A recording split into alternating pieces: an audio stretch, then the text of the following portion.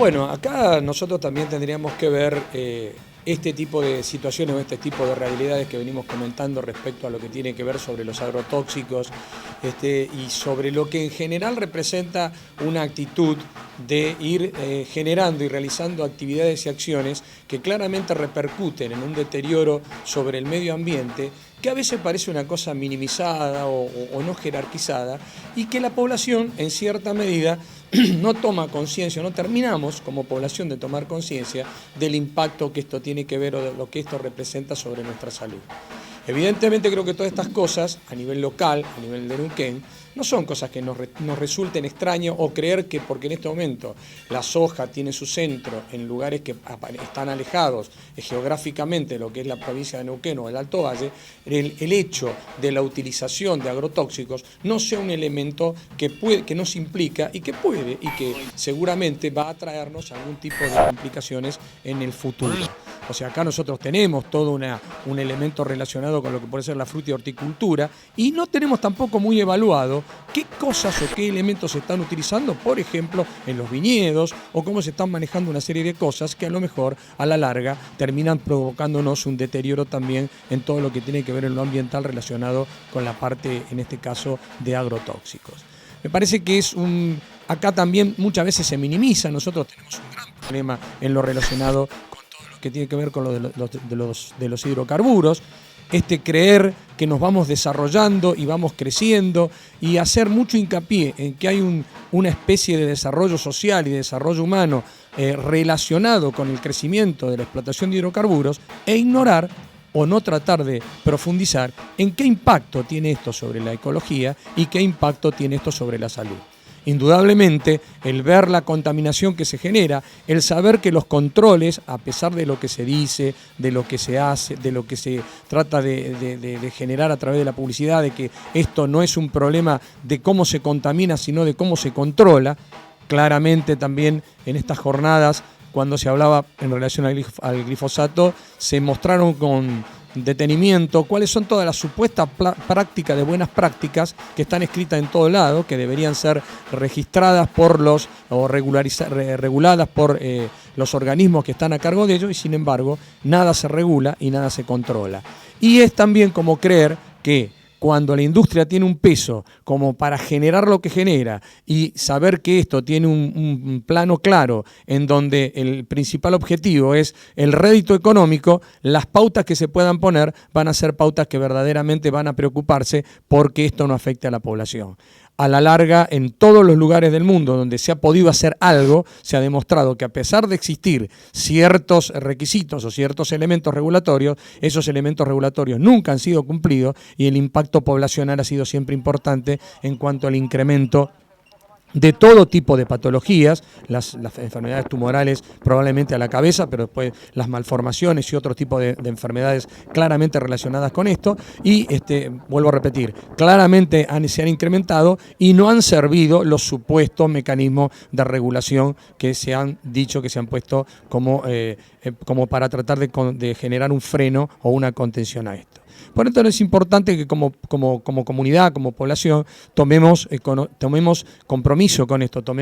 le demos la importancia y la trascendencia que tiene. Desde el punto de vista de la salud, nosotros debemos, todos los trabajadores de la salud y aquellos que estamos implicados directamente en la atención de los pacientes, comprometernos en esta realidad, que es una realidad que nos toca, que nos va a tocar cada vez más, que es una realidad que afecta y que va a afectar la posibilidad de que la salud, que debe ser un derecho, se convierta en un verdadero derecho, porque si ese derecho es alterado, porque le generamos cosas que ya de por sí afectan a la población, evidentemente, por más que después generemos pseudos espacios, como decir, bueno, ahora con todo este asunto, por ejemplo, de Vaca Muerta, levanto un hospital en Anielo o levanto un hospital en Rincón, que desde el punto de vista edilicio puede ser o puede parecer mejor. No se trata solamente de cubrir con esto lo que por otro lado se va a generar con una actividad que está totalmente descontrolada y que seguramente va a llevar a la contaminación. Se está hablando últimamente, en estos últimos 10, 15, 20 días, de toda una posibilidad de un desarrollo desde el punto de vista extractivista en toda la zona de las Coloradas y Catanlín, donde aparentemente habría un proyecto en ciernes de megaminería para la extracción de cobre. Bueno, esto está demostrado en los lugares donde se hace y donde se sigue haciendo, lo que contamina todo lo que tiene que ver con el suelo, con el agua y la repercusión que eso tiene en la población. No deberíamos, los que estamos alejados de esa zona, creer que estos son problemas locales que a la larga no van a tener impacto sobre todo el resto de la comunidad y sobre todo el resto de la sociedad. Parece que el gran desafío de esto es entender que una civilización marcadamente capitalista, que como alguien bien dijo, ahoga la vida en todas sus posibilidades, puede seguir siendo el mecanismo en el cual se basen cosas tan importantes como el desarrollo de la gente y cosas tan fundamentales como la preocupación por el bienestar y el mejor estar de la gente. Me parece que hay que tomar, y esto nos compete como ciudadanos, nos compete en este caso como trabajadores en la salud, todos tenemos que tomar la responsabilidad de entender que estamos inmersos en una situación en la cual, si esto no se discute a otros niveles, si no buscamos de participar y lograr que haya políticas reales en que se preserve fundamentalmente elementos que hacen al bienestar general, cada vez más vamos a seguir viendo este deterioro paulatino y este incremento en todo aquello que tiene que ver con las patologías que provocan o causan un gran daño en la población. Y referido a los medicamentos, que creo que fue un punto que también se tocó en estas jornadas y que se mencionó anteriormente. El dolor te saca. Sacaste el dolor con cápsulas blandas, alivian los dolores corporales rápidamente.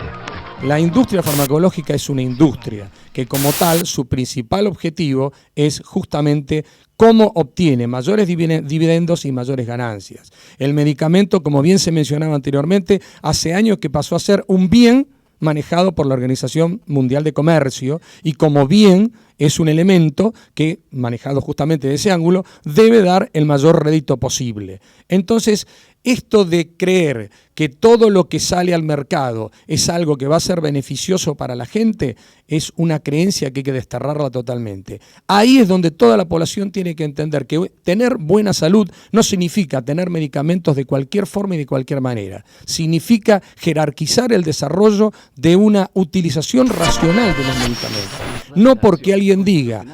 prescriba, un profesional prescribe un medicamento diciéndole esto le va a salvar la vida, significa que forzosamente le va a salvar la vida. Sobre todo en algún tipo de patologías, y en esto, en los neoplásicos, en las patologías tumorales, es muy común, donde hay una industria que cada vez se hipertrofia más, y lo que se busca es medicamentos que generalmente en un amplio rango tienen un impacto sobre lo que sería los elementos fundamentales como la sobrevida real de las personas, prácticamente no tienen impacto sobre cosas totalmente secundarias a un altísimo costo que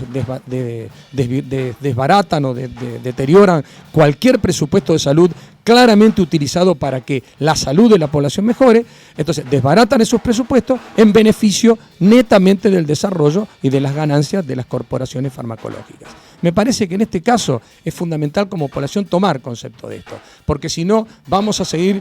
insistiendo y buscando más fármacos de cualquier forma, con una industria que hoy en día lo vemos en cualquier lado, vemos como que en este momento la publicidad de la televisión, prácticamente un 40% cómodo de lo que se publicita todos los días está relacionado con algún tipo de medicamento donde intentan poner la idea de que todo es bárbaro, de que todo mejora la salud, sin decir, por ejemplo, que utilizar un antiinflamatorio común y corriente, como el que cualquiera usa hoy en día cuando a alguien le duele la cabeza, usa un ibuprofeno o un diclofenac. Antiinflamatorios que, utilizados de esa forma y masivamente, tienen una serie de efectos asociados para la población y como repercusión de efectos no deseados o efectos colaterales, importantísimos. Sin embargo, se usan y se consumen para cualquier tipo de dolor porque hay toda una industria detrás de esto logrando de que esto se use más porque obviamente representan más ganancias. Entonces, saber que estamos frente a un enemigo, por decirlo de alguna manera, que va a seguir avanzando porque cada vez más este es un terreno muy redituable en el que tiene que buscar mayores réditos. Y que la única forma de contrarrestar esto es que discutamos como población dónde estamos parados en esto, cuál es la realidad y que tener salud es mucho más que creer que es incrementar el uso de medicamentos de cualquier manera o aceptar que todo lo que se dice que se debe prescribir porque alguien impulsa eso debe ser prescripto, sino que hay que estimular la presencia de mecanismos regulatorios verdaderamente independientes que trabajen para que la salud de la población sea preservada y para que aquello que se utilice en el tratamiento de los pacientes sea lo que verdaderamente es útil, y que cuando es verdaderamente útil luchemos para que los costos no sean los costos exorbitantes que hoy se tiene, que terminan siendo solamente factibles o útiles para un porcentaje muy pequeño de la población.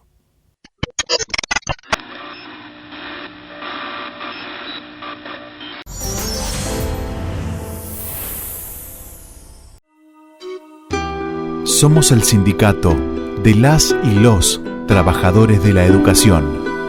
Desde 1982, luchamos en unidad por nuestro salario, nuestras condiciones de trabajo y nuestra formación. 33 años defendiendo la escuela pública, en las calles y en las aulas. ATEN.